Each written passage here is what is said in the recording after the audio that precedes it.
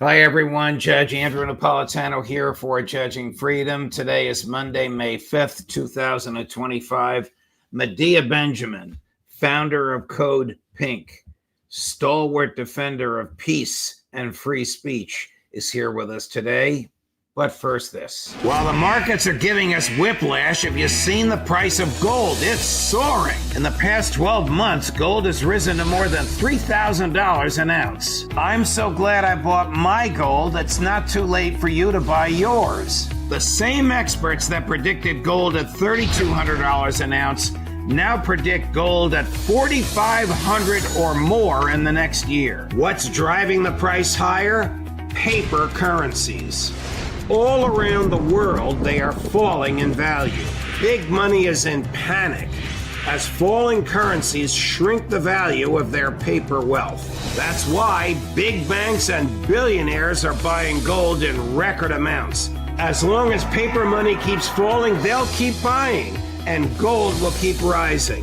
So do what I did. Call my friends at Lear Capital. You'll have a great conversation, and they'll send you very helpful information. Learn how you can store gold in your IRA tax and penalty free or have it sent directly to your doorstep. There's zero pressure to buy and you have a 100% risk-free purchase guarantee. It's time to see if gold is right for you. Call 800-511-4620, 800-511-4620, or go to LearJudgeNap.com and tell them your friend the judge sent you. MEDEA Benjamin, a pleasure to welcome you back to the show, my dear friend. Thank you for joining us. But hey, what Judge, does Code Pink do? We have been fighting against war. I go back to fighting against war from the days of Vietnam, as is the Code Pink co-founder, Jody Evans. So we've dedicated our lives to trying to stop people from killing each other. And Code Pink started after the 9/11 attacks, when we thought that there were other ways to deal with the attack, go after the individuals who attacked us, not use as an excuse to invade Iraq, to have an ongoing occupation of Afghanistan, and to get the U.S. involved in all kinds of wars, as well as domestic repression here at home. So we've been pretty consistent in our position against war over many years. Why do you suppose Senator Charles Grassley, the chair of the Senate Judiciary Committee, wants Code Pink investigated, other than the fact that you're a thorn in his side, which is a great thing? But why the machinery of investigative authority should be put upon Code Pink? Well, Judge, we have been maligned for in the Senate for the last couple of months, not just by Senator Grassley, but it started out with Senator Tom Cotton, who, in a hearing with all the members of the Intelligence Committee, Tulsi Gabbard and everyone, Kesh Patel, said that we were funded by the Chinese Communist Party. 2 days later, Senator Banks, in an education hearing, said the same thing.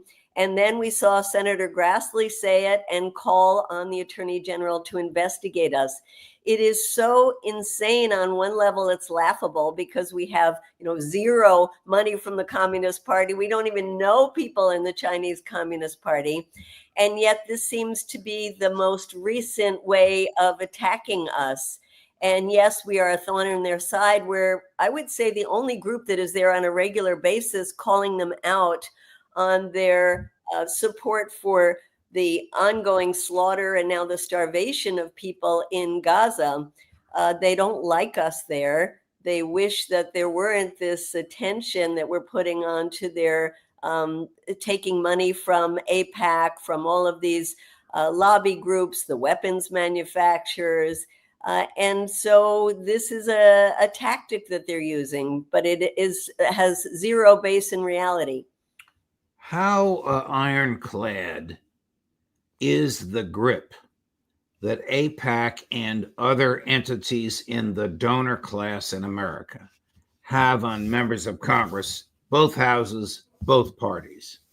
Judge, it's really scary. I am in Congress almost every single day, and every day there are groups there. Like today, it was a group called Christian Leaders for Israel. There are all kinds of Christian groups like Christians United for Israel. There are all kinds of Jewish groups like AIPAC and many, many others. Every day they are there in Congress, but that's just the visible part. What we don't see is behind the scenes, all the money that is exchanging hands. We know that AIPAC bragged about putting $100 million into the last election and being able to take out Cori Bush and Jamal Bowman. And that was a warning, as AIPAC has been doing for many years, putting the fear of God into members of Congress that they don't want to be attacked. And so we see ridiculous bills coming before Congress, like the Anti-Semitism Awareness Act that would make it illegal to criticize Israel and to say things like the Jews killed Christ. The anti BDS, or boycott, divestment, and sanctions legislation that would make people involved in boycotts subject to up to a year in jail and $1 million fines. I mean, luckily now we're getting some Republicans who are speaking out against these, and they're being pulled back. But this is the kind of ridiculous legislation, and most horrible is the policy, the fact that after over a year and a half, we continue to support Israel's slaughter and now starvation of the people in Gaza is just outrageous. And the only reason we can say that it exists is because the Congress and the administration and the Democrats and the Republicans are really in the pockets of these lobby groups.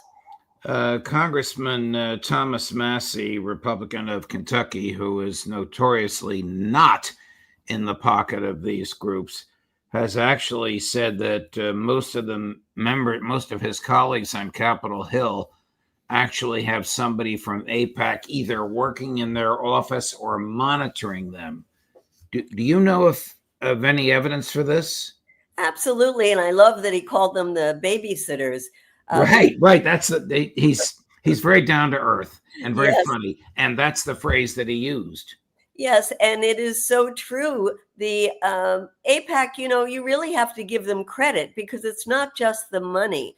It's also the intense organizing that they've been doing for many years that happens not just at the national level, but more importantly at the local level. And they have people at the local level who are constantly visiting the home offices, know the staff people personally. They're helping to write the bills that are coming up in Congress. I don't know if you remembered, there was once an AIPAC person who joked that he could get 80 members of the Congress to sign a napkin that they brought, that they write the legislation.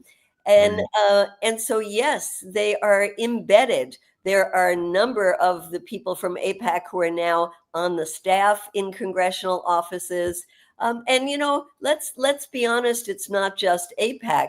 The military-industrial complex is so embedded in the offices. I don't know if you know this, Judge, but there are in so many offices, especially in the important ones like Foreign Affairs and Appropriations and Armed Services, there is a, quote, fellow coming from one of the branches of the government that we, the taxpayer, pay for. And they are in those offices for an entire year, giving advice, helping to write bills, and of course, helping to make contracts that eventually go to the contractors that they end up working for when they leave those offices.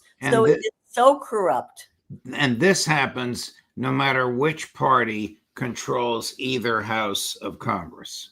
Absolutely. There are a handful of members of the Democratic Party who have said they're not going to take money from AIPAC, who refuse to have this kind of cozy relationship with the big lobby groups, but they are the exception. And when you go up to leadership, you'll find that they are among the largest recipients. I mean, the number one recipient from AIPAC through his career was Joe Biden.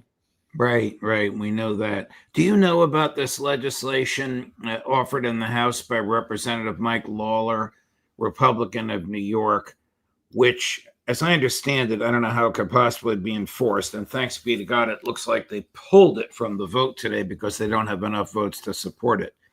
would have punished you if you had a choice between dealing with an Israeli company and a non-Israeli company, and you chose the non-Israeli company. This is profoundly unconstitutional, but this is what Congressman Lawler proposed. Are you familiar with this nonsense? Absolutely. And we've been fighting against it in Congress. And we were so excited yesterday to see the tweet by Marjorie Taylor Greene saying that it was pulled. And then we saw Tom Massey saying the same thing. So, yes, we can't imagine, the bills that are being put forth are so absolutely ridiculous. And we go into some of these hearings and it's like, you can't believe what you're watching, what you're seeing, what you're hearing. And this issue of making everything be about anti-Semitism. I am Jewish, just like many of the people you have on your show, like Max Blumenthal. And I see that the number one issue that is creating anti-Semitism is the genocide in Gaza. And that if the U.S. only stopped supporting Israel, we would see a tremendous decrease in anti-Semitism, not only in the United States, but all over the world. And yet you can't even say that in Congress. They won't listen to you. And they've had about maybe 12 hearings or more on this issue of anti-Semitism. In fact, there's a movie that Congress members are showing tonight in the Capitol Visitor Center about anti-Semitism. There's another hearing this week on it. It is constant. You wonder how they can get any work done when all of these hearings are about anti-Semitism on the campus. And as you know, Judge, the ones who really need the help on the campuses are the students who have been protesting the genocide. Right. Are Muslim students who have been whisked away in the middle of the night and put in detention centers. And they're the ones that need the help. And yet there's not one hearing that is focused on them. Here's an encounter you had recently with a conservative Republican Congresswoman, Nancy Mace from South Carolina. Hello, Congresswoman. What do you have to say today about the starvation of children in Gaza? You're a self-hating Jew, right? Is that what you are? I was you asking. Hate Jews? I am a Jew, so I'm certainly you hate not. Jews. You love Hamas. Well, I asked you what you think about the starvation. You guys are of domestic children. terrorists. You support domestic terrorism. Right, that's also silly, but on a more serious note, do you have concern about the starvation in Gaza? I know you love Jews. We all love Jews. What about the children who are starving because Israel has not let in food for the last 2 months? What about all the Jews that have been murdered by Hamas and civilians in Gaza? You guys are disgusting. You're okay with the collective punishment of 2 million people? I support the Jews all around the world, even you. You're self-loathing Jewishness. What is this nonsense about self-loathing? If you are anything, it is not self-loathing. You are trying to save innocent human life, and she calls you self-loathing. It's sad on so many levels, Judge, but I am just feeling so much anger and anguish about what is happening and about all the children that are being subjected to malnutrition. I'm a nutritionist by training. I spent time all over the world trying to stop children from dying in my arms from hunger. And I'm seeing that now happen in Gaza. And I see that it's because of a policy, a human-made policy. And so when we go to these people and confront them, it's with all sincerity. It's to say, please stop punishing the children. We just had a call last night with the group called Doctors Against Genocide, and they had doctors on from Gaza. And it was so heartbreaking to listen to them telling us that the healthcare system has totally collapsed, that cancer patients can't get any medicines. If you have a kidney failure, you're not going to get dialysis. If you have a heart attack, you're not going to get treatment, and the children are wasting away. This is so inhumane, so wrong. And yet when we confront members of Congress, they reply to us with these ridiculous things like we are supporters of Hamas or self-hating Jews. Or you're funded by the Chinese Communist Party, and therefore you need to be banned from Capitol Hill. I've often argued that there's a class of speech that the government hates and fears. And that's the speech it wants to suppress. And the First Amendment prohibits the government from evaluating the content of speech. Congress shall make no law. Doesn't no law mean no law? They would just as soon suppress your speech as have to deal with you like Nancy Mace just did. That's so true, Judge. And that's why they are trying to have us investigated. They're trying all kinds of lawfare lawsuits against us and other groups like us. They're trying, of course, we see what they are doing to the students in the universities, which is just unthinkable, and yet it's happening.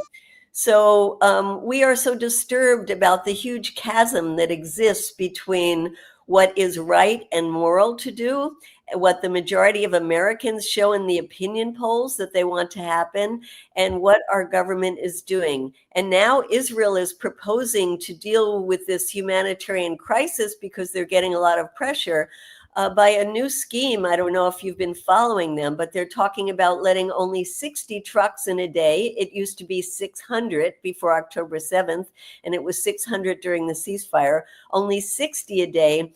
And they would be distributed by armed guards that are U.S. contractors. And of course, all the humanitarian organizations in the UN are saying, no, we can't do this. This violates all humanitarian principles. But this is what Israel is now proposing. Here's you confronting arguably one of the architects of the slaughter in Gaza, a member of the Netanyahu regime by the name of Itamar Ben-Gvir. You kill baby! You kill baby! You kill baby! You kill baby! You are a racist. You are a war criminal. You are a war criminal. You are a war criminal who spews hatred. You are to be in The Hague. You are a racist, war criminal, and you're hurting my religion. My religion as a Jew, you are creating the anti-Semitism. I never supported 9/11. Baby killer, extremist, racist, ethnic cleanser, genocide. Get out of our house. We don't want you here. What is the basis for this absurd argument you support 9/11?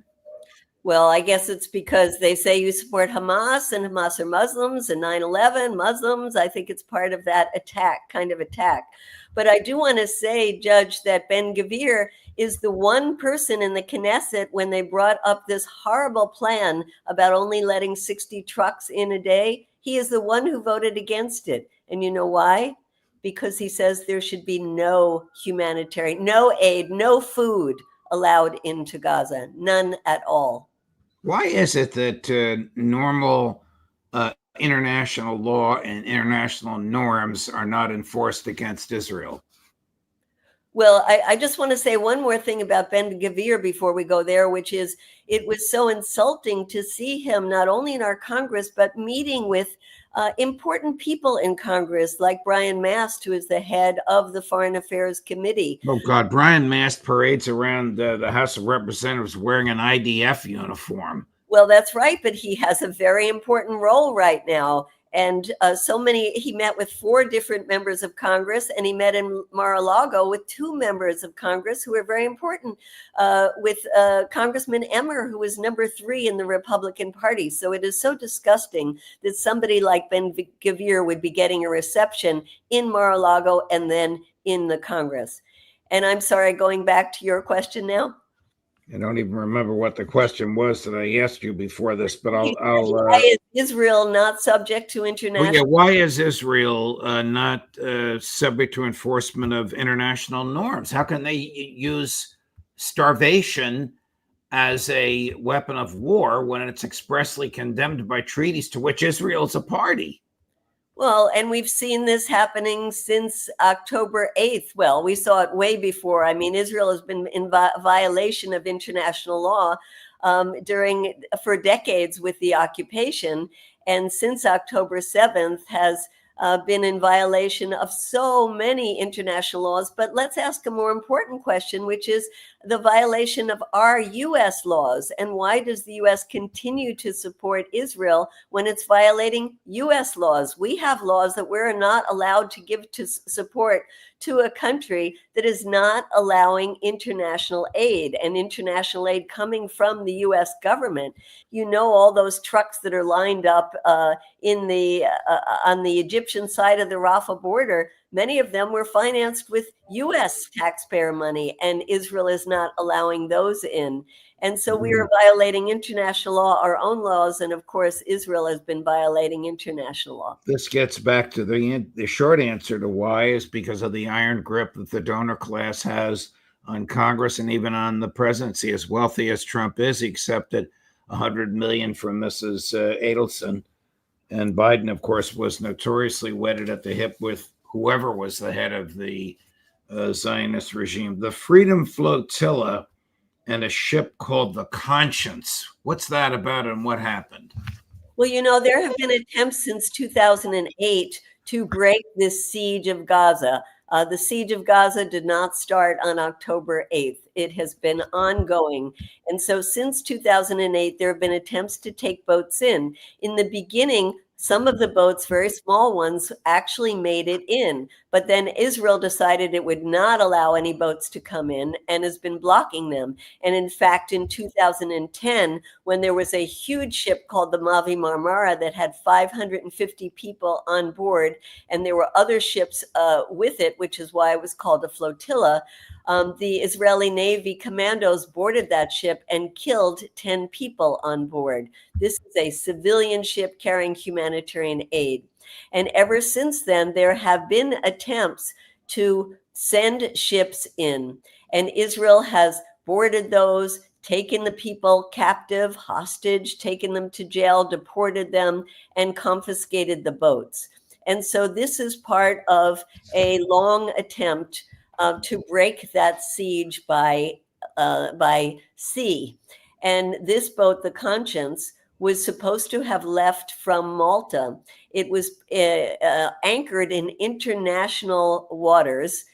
There were 12 crew members and 6 passengers on board, and there were dozens more passengers, including my partner, Tig Barry, who were scheduled to get on that ship. They had smaller boats to take them out there, but the night before is when they were attacked. And they were attacked by drones. It seems very, very plausible that the C-130 plane that was Israeli, that has been shown to have been in the area, flying low, hovering over there, dropped the drones, which damaged the ship. And now there are negotiations ongoing with the Maltese government to bring the ship into the port, to have it fixed, and to allow it to sail. And is it true that they want to fix it at sea rather than bring it into a port? If that's true, I never heard of that. That's what the Maltese government initially wanted to do. It seems like they are backing down and going to allow the ship to come into port to be repaired. But there's a lot of negotiations going on. And as you can imagine, both the U.S. government and the Israelis are putting a lot of pressure on the government of Malta to not allow the ship to set sail again, certainly. And we need to have a flag for the ship because it had a flag from Palau. That flag was pulled, just like in the past attempts. I was on several attempts to get to Gaza by ship, one in Greece, one in Turkey, and we had our flags pulled at the last minute by the pressure from the Israeli and U.S. governments. Wow. MEDEA Benjamin, you are a personal hero. You are the incarnation of personal courage.